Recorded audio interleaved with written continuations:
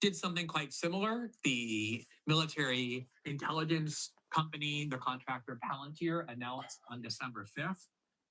And Palantir's CEO is a fanatical Israel supporter. They were setting aside 180 jobs solely for Jewish students who believe that they are being targeted or feeling uncomfortable by anti-Semitism on college campuses. These are jobs not available to Muslims, not available to any other religion, to Christians. Oh, This is the kind of set aside that obviously people like Ben Shapiro have been ranting and raving against as evil. Israel, you just couldn't go and protest in favor of Palestinians. Instead of saying what he would have said if he were being consistent with everything he said over the last 6 years that made him very rich, which was censorship is wrong, we need free discourse in the West. Instead, he said the opposite. He said maybe the West is a chance. Maybe, meaning, although I've been saying for 7 years that the West is collapsing because of a lack of free speech, now I'm going to say, now that the censorship is aimed at people I disagree with, the salvation of the West lies in censorship. A complete abandonment of his principles in defense of this foreign country to which he is so passionately devoted. I invited Dave Rubin on my show about my criticism of that statement. He had several reasons that he couldn't come on and just has never made it on. Now, Ben Shapiro did something quite similar. The military intelligence company, the contractor Palantir, announced on guys, today I decided not to go outside. Um, so I'm just gonna listen to Ben Shapiro, and I'm gonna see his contradictions, and we're gonna uh, we're gonna learn and Palantir's CEO before I go to a bed. fanatical Israel supporter that they were setting aside 180 jobs solely for Jewish students who believe that they are being targeted or feeling uncomfortable by anti-Semitism on college campuses. These are jobs not available to Muslims, not available to any other religion, to Christians, only to Jews. This is the kind of set aside that obviously people like Ben Shapiro have been ranting and raving against. Is He talk. I think he mean like the affirmative actions. Remember, Ben Shapiro was one of the guy who was opposing the set aside or whatever.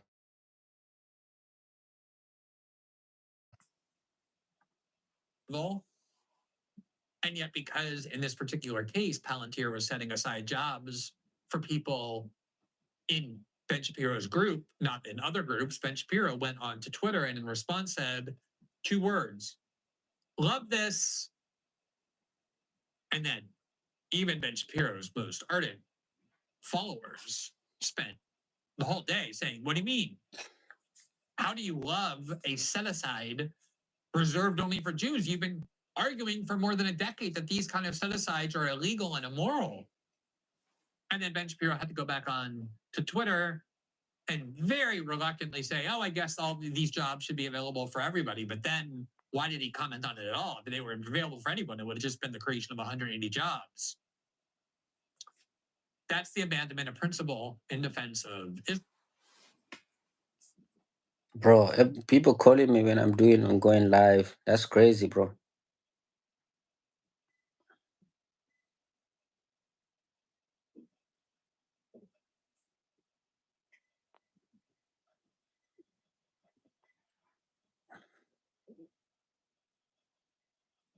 What?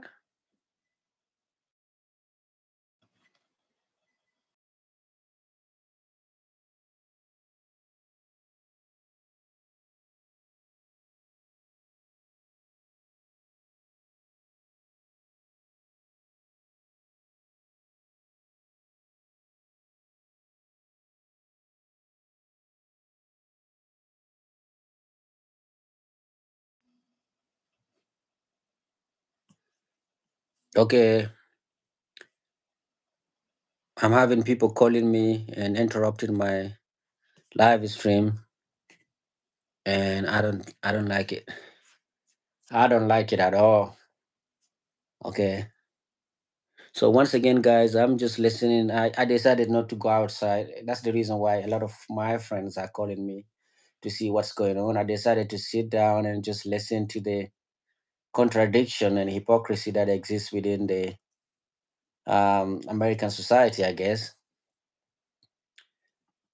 Examples, which was on October 12th, when Dave Rubin, who has spent years saying that the West is collapsing because of its abandonment of the free speech values, responded to news that France had banned pro-Palestinian protests, had made it illegal to go out into the street and protest in favor of the Palestinians. You were allowed in France to go and protest in favor of Israel. You just couldn't go and protest in favor of Palestinians. Instead of saying what he would have said if he were being consistent with everything he said over the last 6 years that made him very rich, which was censorship is wrong, we need free discourse in the West. Instead, he said the opposite. He said maybe the West has a chance. Maybe, meaning, although I've been saying for 7 years that the West is collapsing because of a lack of free speech, now I'm going to say, now that the censorship is aimed at people I disagree with, the salvation of the West lies in censorship. A complete abandonment of his principles in defense of this foreign country to which he is so passionately devoted. I invited Dave Rubin on my show about my criticism of that statement. He had several reasons why he couldn't come on and just has never made it on. Now, Ben Shapiro did something quite similar. The military intelligence company, the contractor Palantir, announced on December 5th, and Palantir's CEO is a fanatical Israel supporter, that they were setting aside 180 jobs solely for Jewish students. Affirmative action for Jewish students. Being targeted or feeling uncomfortable by anti-Semitism on college campuses. These are jobs not available to Muslims, not available to any other religion, to Christians, only to Jews. This is the kind of set aside that obviously people like Ben Shapiro have been ranting and raving against as evil. And yet, because in this particular case, Palantir was setting aside jobs for people in Ben Shapiro's group, not in other groups, Ben Shapiro went on to Twitter and in response said 2 words. I love this. Love this. And then even Ben Shapiro's most ardent followers spent the whole day saying, what do you mean? How do you love a set-aside reserved only for Jews? You've been arguing for more than a decade that these kind of set-asides are illegal and immoral. And then Ben Shapiro had to go back on to Twitter and very reluctantly say, oh, I guess all these jobs should be available for everybody. But then why did he comment on it at all? If they were available for anyone, it would have just been the creation of 180 jobs. That's the abandonment of principle in defense of Israel that we're seeing constantly on the right. That was what the first segment was about as well. So these two got together, and Dave Rubin questioned Ben Shapiro and tried to extract an answer about why it is that Candace Owens no longer works at the Daily Wire. And Ben Shapiro ended up saying some very interesting things in explaining why that was justified. All right, so let's do the elephant in the room for just a moment, because I saw you this week on Piers Morgan. He asked you repeatedly about Candace. You repeatedly basically said, I won't talk about that. I'll say that here too. Yeah, and that's fine. And, you know, it's interesting because we all sort of came up together to different extents, and we've all done a million things together in public events and networks and all those things. It seems to me that at this moment, she's now a free agent. She happened to end up on Locals, which I created, and we're a platform, not a publisher that you guys are. Can you at least talk to just sort of where it's at now? She's not with you. She's free. She's free to do whatever she wants to do, to be wherever she wants to be. And the difference between a publisher like the Daily Wire and a platform like Locals is obviously that a platform should have a very broad range of speech that it allows, including speech that maybe even the creators don't believe is inside what they would consider to be the Overton window. It's a very different thing than direct subsidization of particular opinions. The Daily. If that's the case, if that's the case, why is he like against the the cancel culture? I thought not a long time ago he was talking about the fact that liberal media are canceling certain voices, but he himself is canceling people that he doesn't that doesn't agree with him. So I think this is I don't know. Would not have a host, would not pay a host who was staunchly pro-abortion. Would have no obligation to pay a host who is staunchly pro-abortion. Okay, now that distinction is one I think is valid. One of the places where Candace Owens decided she was going to go after getting pushed out of the Daily Wire as a result of commentary on Israel and the influence of pro-Israel activists in the United States was to Locals, which is, as I've said many times, part of the Rumble platform. It was actually co-founded by Dave Rubin as a free speech platform. It is a free speech platform. It accommodates a very wide range of views, including, just like Rumble, views that might get censored on big tech platforms, that have been censored on big tech platforms. It's basically the written version of Rumble. It's kind of like the Substack of Rumble. It's the place where we publish our original written journalism, where our community exists. That's one of the places where Candace Owens went. So the distinction Ben Shapiro is drawing, which is, look, a media outlet like the Daily Wire doesn't have the obligation to employ everybody. If people have views that we don't agree with or that we're not comfortable with being associated with, we have every right to fire them. That's different than, say, Twitter or Facebook or Google or Rumble, which should accommodate a wide range of views. I agree with that. The problem, though, is that we just got done with this major controversy where NBC News had hired the former Republican chair, Ronna McDaniel, and then MSNBC host objected to her hiring on exactly the same grounds that Ben Shapiro just said, which is, we're not saying we think Ronna McDaniel should be barred from being heard on Facebook or Google or anywhere else. We just don't think that because of her views on election denialism that she challenged or suggested that there was fraud in the 2020 election, we don't think that's a view with which NBC News should be associated. And we have every right as NBC News to decide, well, we don't want to be associated with this particular view, and therefore we think Ronna McDaniel should be fired. And that's what happened. NBC fired her. They withdrew the contract. And almost everybody I know on the right said this was an act of grave repression, including me. It meant that within the media, you will be fired or you cannot be heard if you express certain views that are held by a large number of people. So how can it be the case that Daily Wire has the right to just fire even its most popular host the minute they step over some line that the Daily Wire draws on Israel? And that's perfectly fine for the Daily Wire to do, but somehow NBC News is acting repressively or immorally if its line is election denialism. And it says, you know what, we don't want anybody on our airways who question the legitimacy of the 2020 election. Why are those acts different?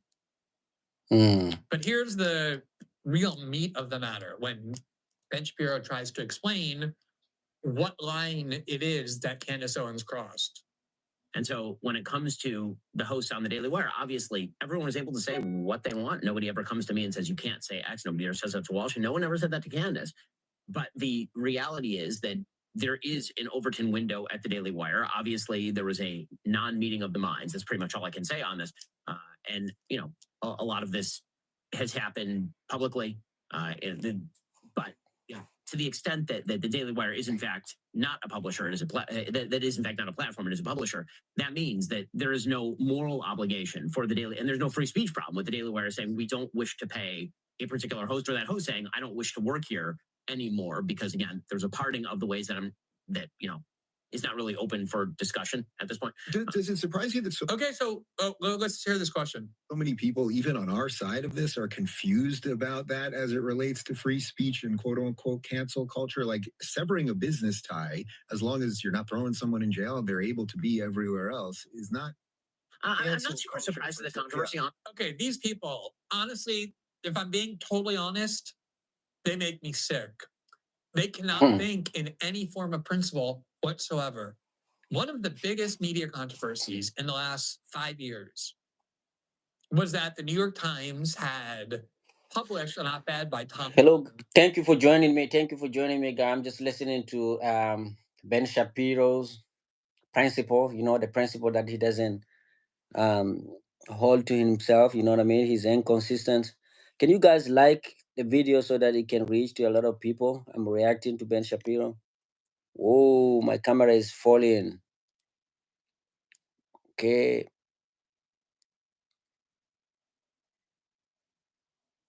once again. In the Black Lives Matter movement, in which Tom Cotton advocated us 5 years, was that the New York Times had published an op-ed by Tom Cotton during the Black Lives Matter movement, in which Tom Cotton advocated that the U.S. military should be deployed onto the streets of the United States to crush the Black Lives Matter movement on the grounds that that movement had become systemically violent. Mm. And many journalists inside the New York Times said that is outside of our Overton window, as Ben Shapiro put it. Overton window.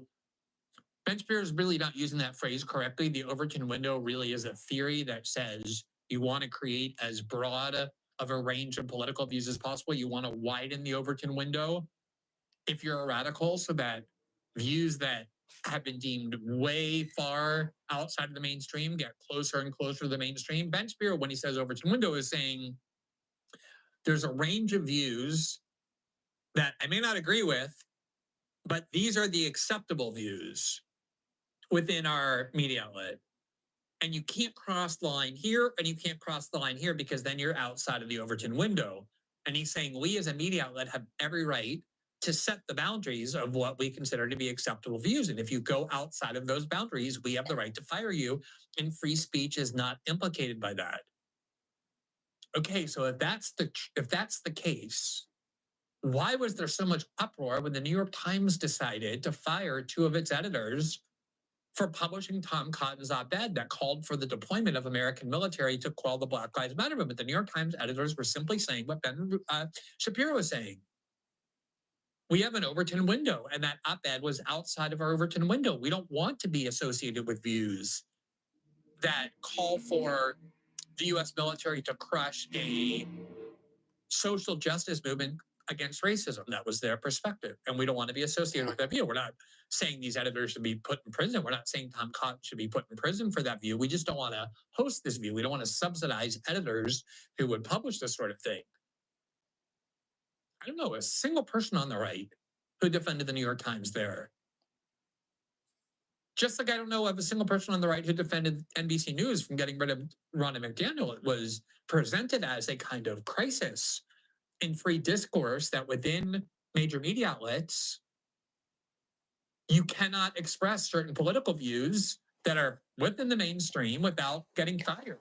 It is complicated. Here's Ben Shapiro trying to justify why Candace Owens. The inconsistency is just growing bigger and bigger. Outside of Ben Shapiro, Candace Owens is the biggest name at the Daily Wire. She has the biggest audience.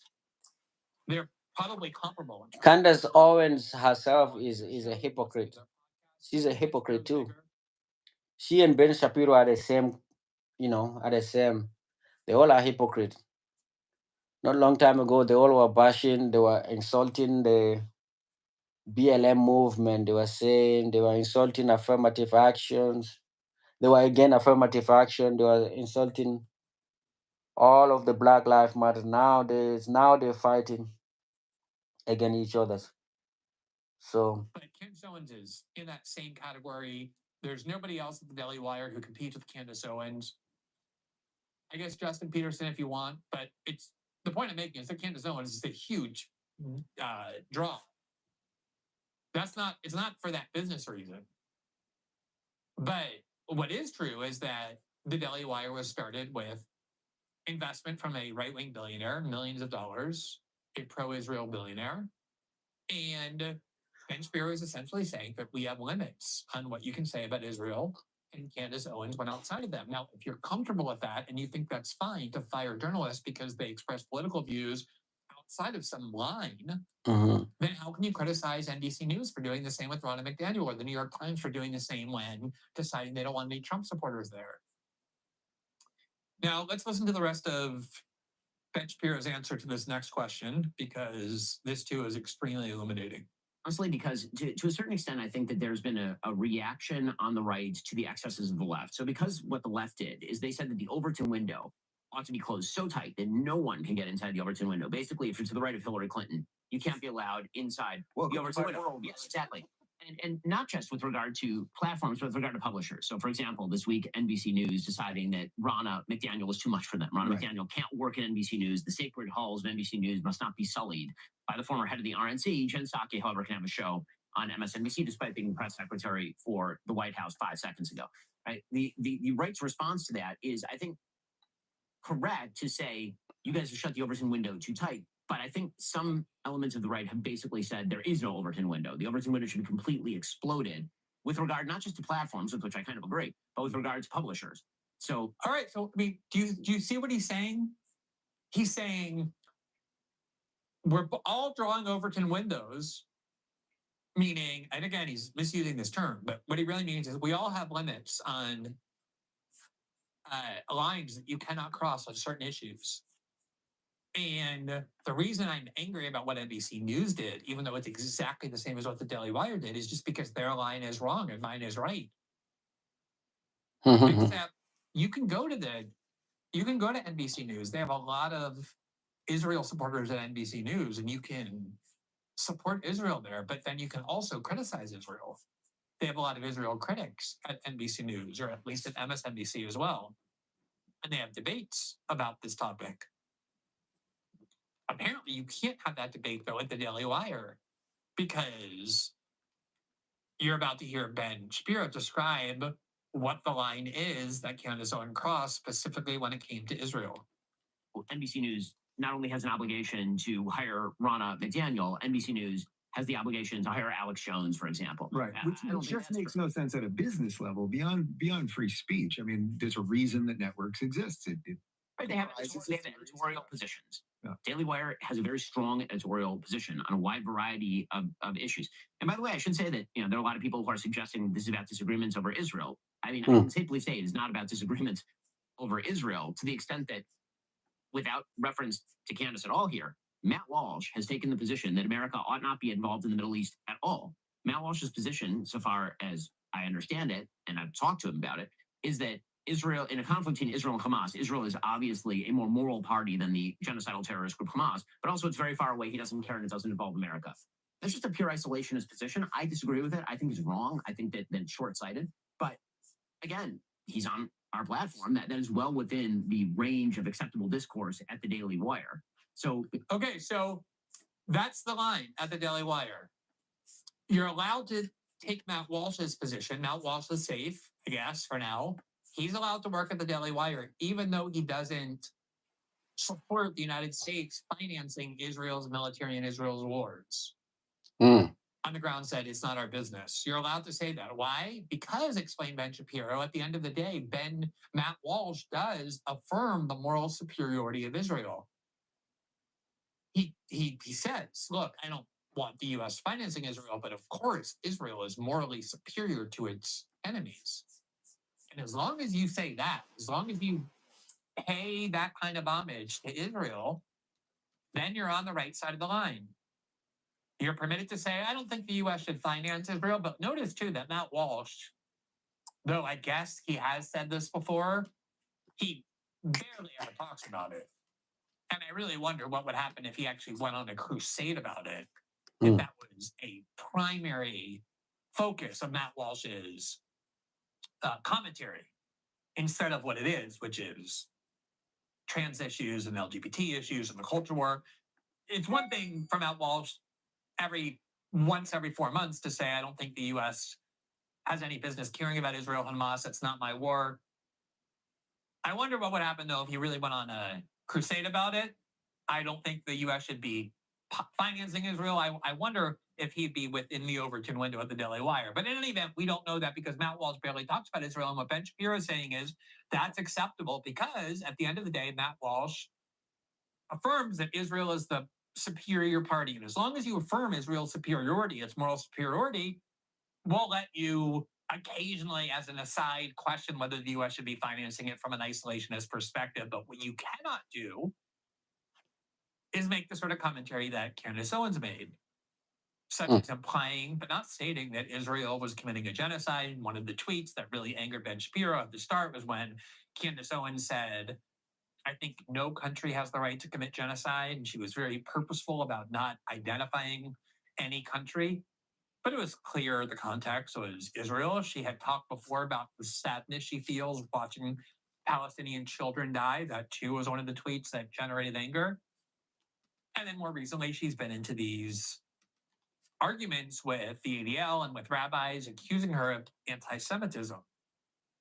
And that was the claim. That's always the claim. That is in every case when Greg Abbott, the governor of Texas, as we discussed in our first segment, is trying to force Texas universities to constrain the range of free speech. Of course, what he's arguing is not, I'm censoring dissent on Israel. He's saying this kind of criticism of Israel or this kind of advocacy for pro-Palestinians crosses into racism, into anti-Semitism, and that's why it needs to be censored. That's the left liberal view for censorship as well. Nobody on the left ever says, I'm censoring dissent. They say these views that we dislike cross over into bigotry. They're anti-black racism, they're transphobic, they're homophobic, they're xenophobic, they're Islamophobic, they're misogynistic, and that's why we're censoring them. Exactly the same thing that Ben Shapiro is saying. Oh, no, it's not about Israel, it's about anti-Semitism. But of course, those two things get conflated. Now, let's look at the last part of this video, just so we can hear the final part of it.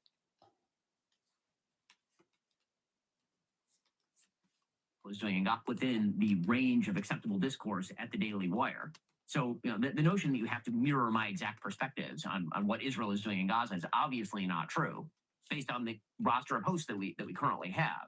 There are a lot of other factors, obviously, at play. Right. So, actually, let's connect that to something else going on. All right. So, look, 5 months ago, when this first happened, Jeremy Boring came out and said, Candace Owens is not going to be fired from the Daily Wire. She is more than welcome to stay at the Daily Wire. We don't have litmus tests for our hosts. She's free to disagree vehemently with Ben Shapiro, even on the views that he most passionately believes in. He also said within the last 3 or 4 months, Candace Owens is one of the most important voices of this generation, heaping the most intense praise on her. There has not been a decline in Candace Owens' audience. Quite the contrary. If anything, Candace Owens' audience has increased. Certainly, it's maintained. So if you really want to believe that Candace Owens, as recently as 5 months ago, was beloved at the Daily Wire, to the point where they were saying she's one of the most important voices of the generation, she's one of the most popular and influential and therefore profitable voices in conservative politics, has a place forever at the Daily Wire, never going to be fired because of her views.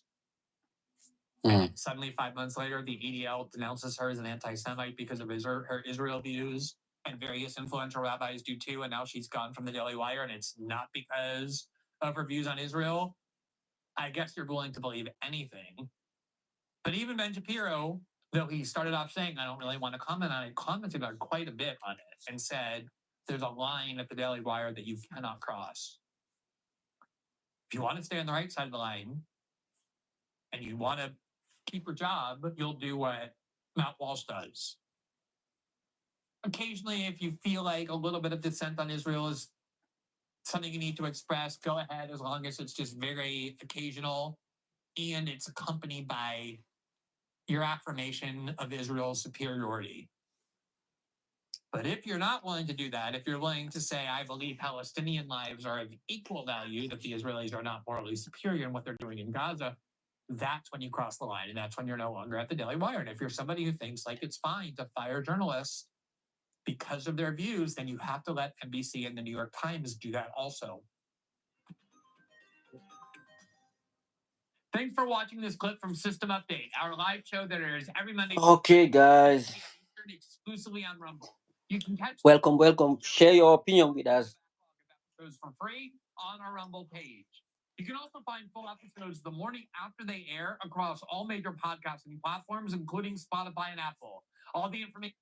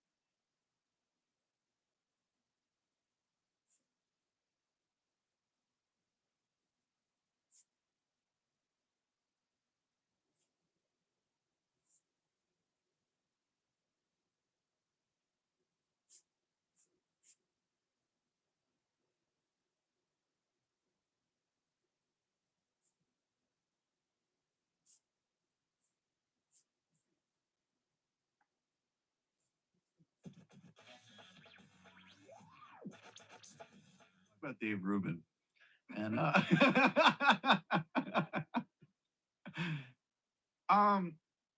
it's really occurred to me, like, I actually think there's really interesting conversations to be had about friendship and relationships and what is the distinction? I mean, this is a genuine question. What is the distinction between being like so wrapped up in one area of life, in this case politics, and so doctrinaire that you can't have friendships and relationships that cross various boundaries, right? And I think that that actually is something that's very important to reflect on and very important for even just strategically having a left politics that's also normal and relatable, accessible to a broader amount of people.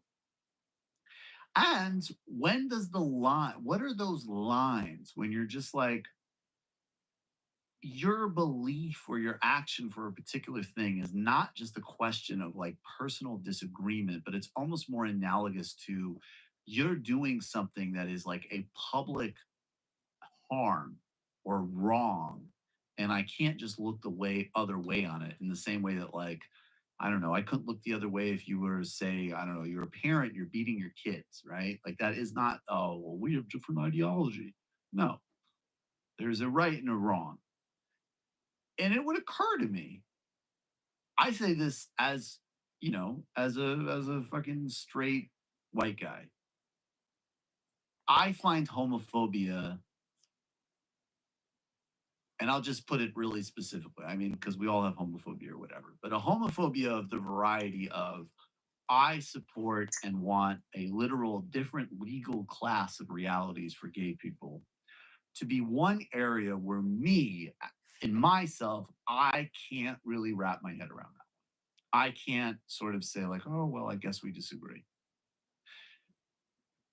There might be other things that, I'm not, but that specifically is a divider for me. Dave Rubin, whole career is built on this big fantasy notion that it's really the left. They're just so intolerant. And we're just so bad because, we protest, college kids protest and, blah, blah, blah, blah, blah. And it's on the right where basically a handful of white guys who essentially agree on all of the major issues go back and forth in all each other's YouTube shows and podcasts and whine about the left and agree.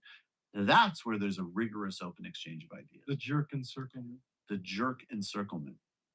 And what's interesting here is that he and Ben Shapiro are going to actually really get into the stakes of what does it actually mean when a main business collaborator of mine is essentially telling me to my face that he will not respect and honor my basic relationship, my most basic identity. It gets a little awkward, even for a guy as dim as Dave Rubin. And of course, Ben Shapiro is a horrible little robot, so he barely registers for him. But let's check this out. We're able to do this, and most people can't do this. Because that's what I'm we curious go about. home at night and we can have our own lives. I mean, that's really, and I think part of I'm it, sorry, by the way, is that like we go home at night. I don't think, according to the policy set that Ben Shapiro wants, that that's really correct. Because I'm not saying that Ben Shapiro is invasive enough that he would not allow two men to live together. I